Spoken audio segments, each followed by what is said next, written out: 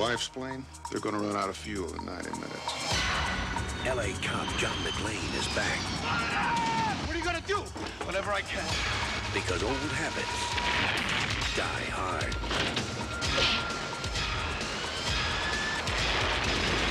We are just up to our neck in terrorists again, John. On July 4th, Die Harder. Bruce Willis, Die Hard 2, rated R.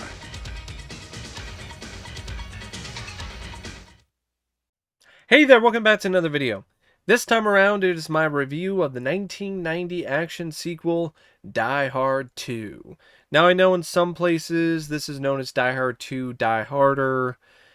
I don't like that because I don't like the tagline.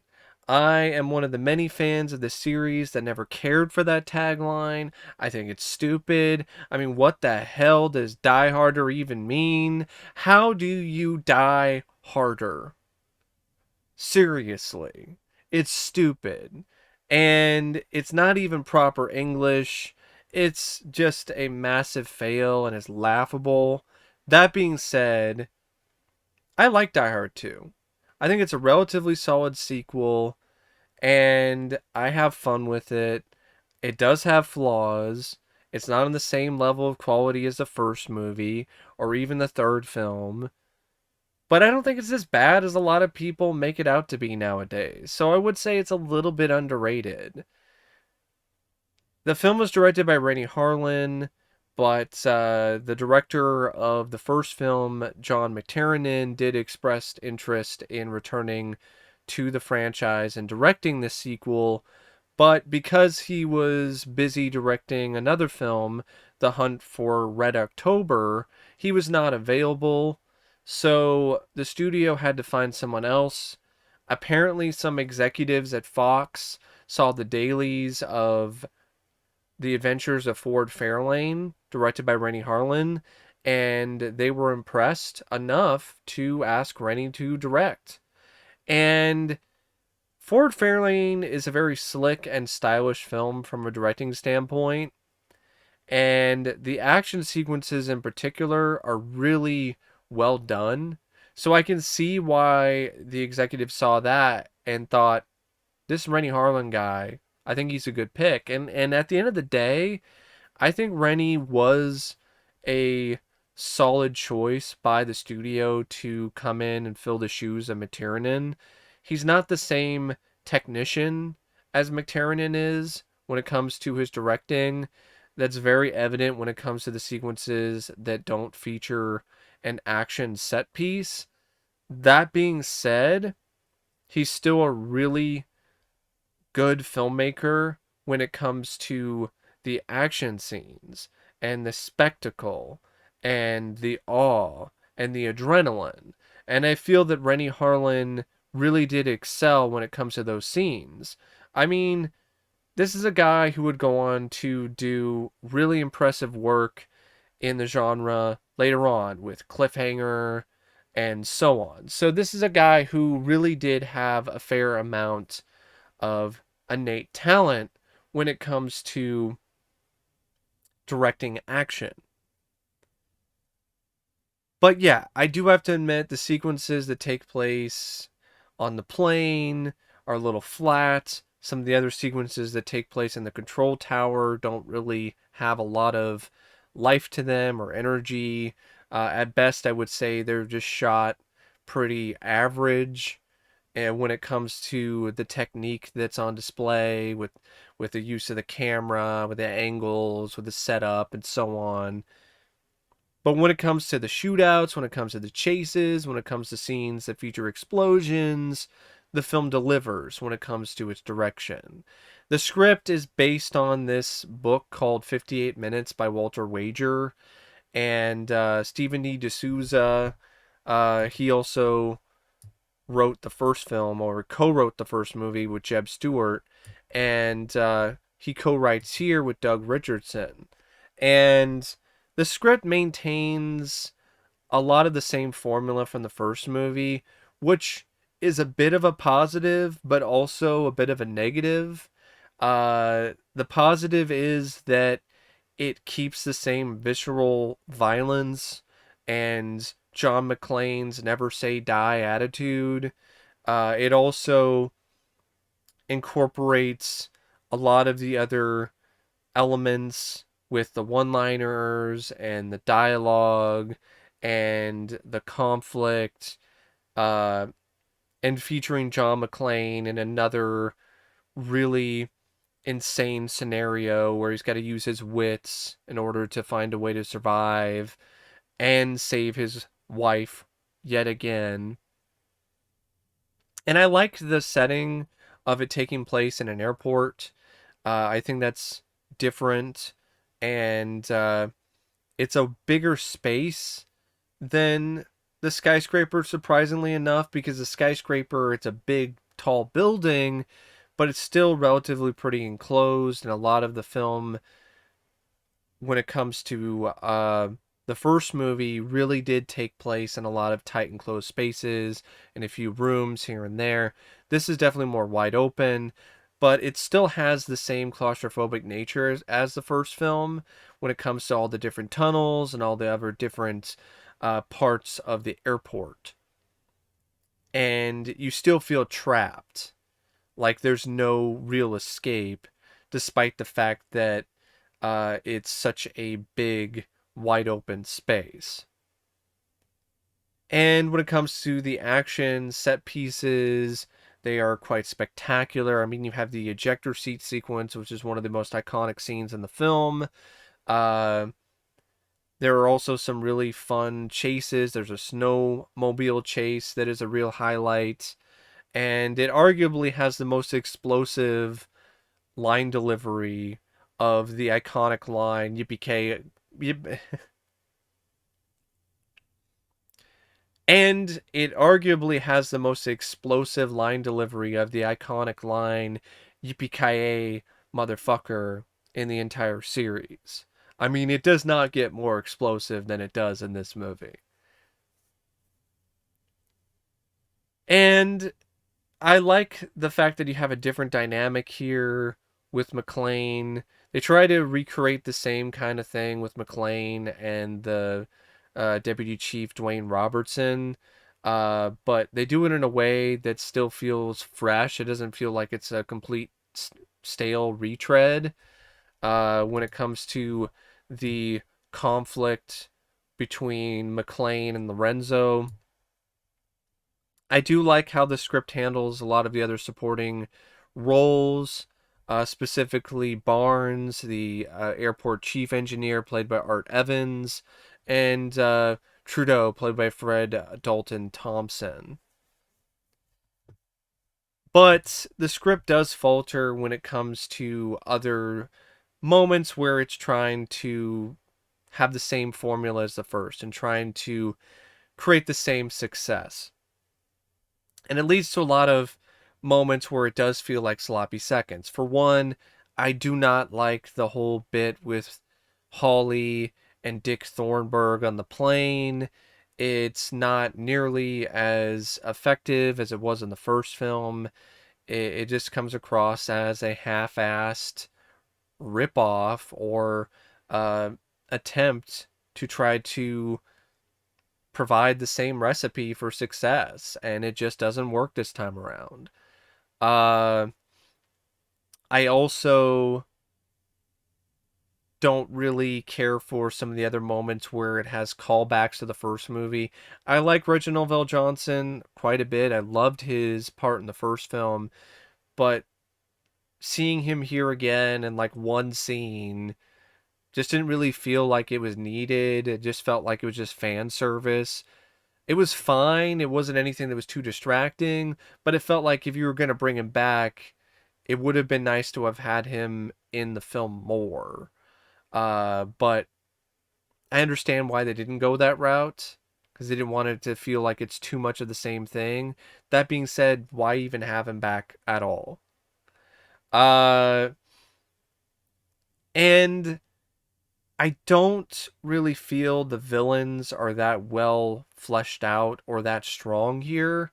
I would say they're pretty weak. Now, I'm not going to say that they are bad.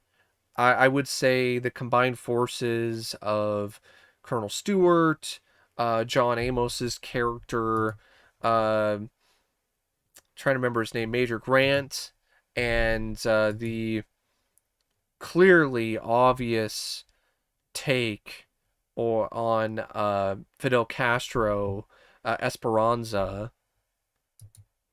The combined efforts of those three doesn't really equate to a very memorable series of villains.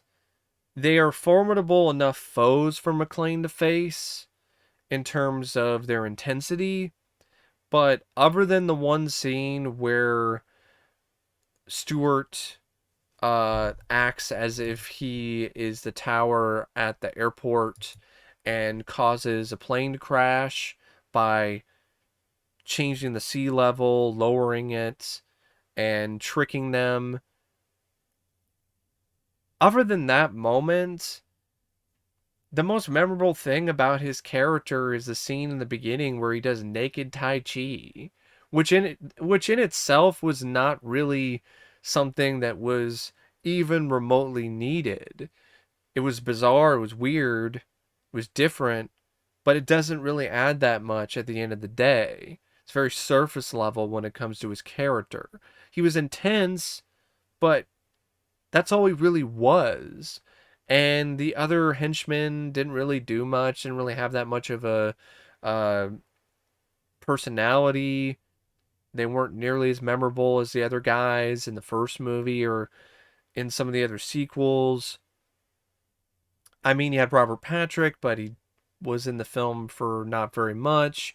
John Leguizamo is a part of the cast. He's a very charismatic actor, but he was wasted because apparently he had more scenes, but they were cut down because people thought he was too short, which is bullshit. So the villains are fine.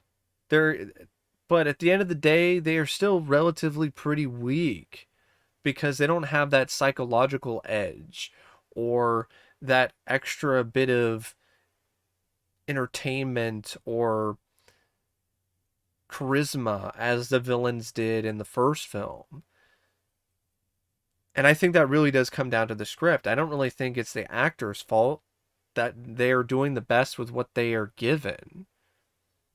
That being said, the script still has some moments where it really does excel. The action sequences are definitely really epic in their size and scope. Uh, there's some really loud bang up shootouts early on and throughout the film. I like the fact that John McClane is still this rabid dog who's doing anything that he possibly can to survive and beat the odds. I mean, he stabs a guy in the fucking eye with an icicle. He bites a guy's finger off and spits it back out at him.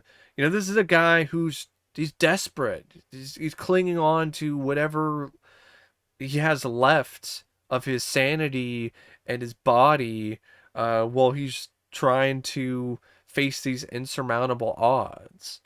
So, at the core of Die Hard is this everyman hero and John McClane in an extraordinary situation. And I feel that the script, for the most part, does do that well.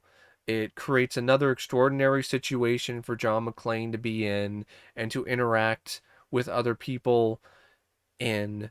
And formidable enough foes, even though they're not that memorable, to ultimately make the script a decent success. I also want to point out the motivation for the terrorists because I thought it was really unique and different. They just want to go on vacation. They don't want money. They don't want any of that. They don't want power. They just want to go on vacation.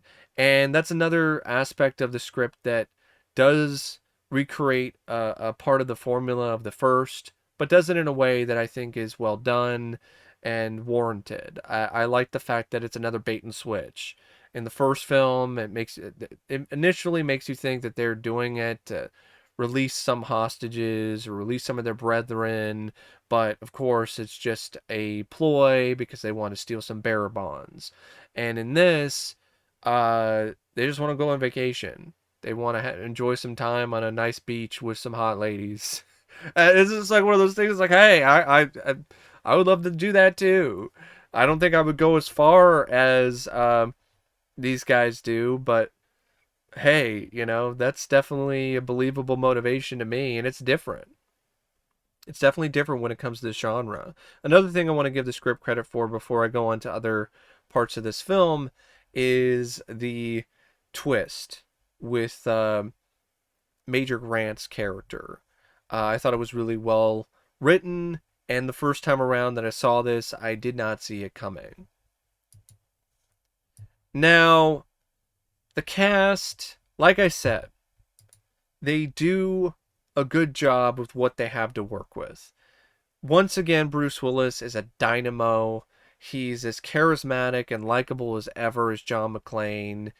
And he's a badass. I mean, he fights Colonel Stewart on the wing of the plane. Also takes on John Amos's character. Blows up the fucking plane in epic, just absolutely badass fashion. And he's once again the everyman, the guy who's in the wrong place at the wrong time. And it's a role that he was born to play. And you can tell that once again he's having a blast playing John McClane, and it's really infectious. It really is. Bonnie Bedelia, I like her, but I don't think her part here is as good as it was in the first film, because they're just trying to do the same thing with her and Dick Thornburg. But her performance isn't bad. Same thing goes for William Atherton. He didn't do a bad job. It's just I didn't think it was as well written or as strong. Reginald VelJohnson and his cameo appearance was fun. It's fine. Nothing wrong with it. Franco Nero, I don't think he's that great of an actor, period. I mean, I thought he was awful in Enter the Ninja, and here he was just as stiff. So I didn't really care for his performance. William Sadler, I think he's done a lot better in other movies. He did a good job when it comes to the intensity and the physicality of the role, but it just felt like he was not working with a full deck or not working with all the bullets in the chamber. It just felt like the guy was not provided with the most that he could have in order to really create a very memorable and iconic performance. And it's too bad. I mean, John Amos, he was fine too. Dennis Franz, I would say, when it comes to the other cast members, other than Art Evans and Fred Dalton Thompson, I would say he's the one that's the biggest standout. I absolutely love the back and forth between him and McClane. I mean, McClane gets the last laugh and a lot of the time, but he also gets his shots in. But I mean, come on, McClane is the one that gets the biggest jab in there. Uh, I don't know what sets off the metal detectors first, the lead in your ass or the shit in your brains. And speaking of that, I would not say the dialogue and the banter and the one-liners is really on the same level as the first either, but it's still relatively solid. Like a lot of this film is. It's a relatively solid sequel. Features some nice cinematography by Oliver Wood. I don't think it's that problematic. For this kind of film, it's a little difficult to try to really have some striking visuals, but for what was there on the screen, it looked nice. I felt the editing by Stuart Barrett and Robert A. Ferretti was really good, especially when it comes to the action sequences, like the snowmobile chase or the sequence on the plane with the ejector seat. Speaking of all of that, I felt the visual effects, I think ILM worked on this, were top flight. And this film is very bloody, very visceral, just like the first movie. blood squibs have a lot of blood. Uh, I mean, I think it got an NC-17 initially. I would actually love to see the original uncut version of this movie.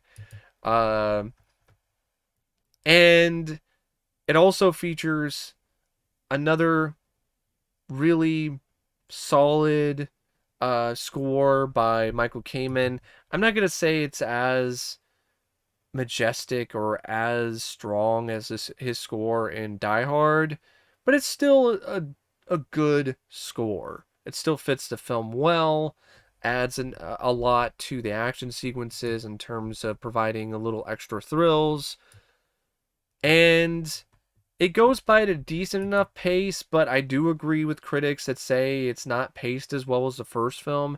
The first movie is over 2 hours, but it never really feels that long.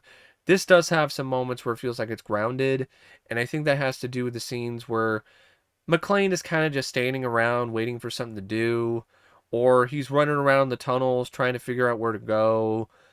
There's this whole stuff with this janitor guy that just doesn't really pan out for me.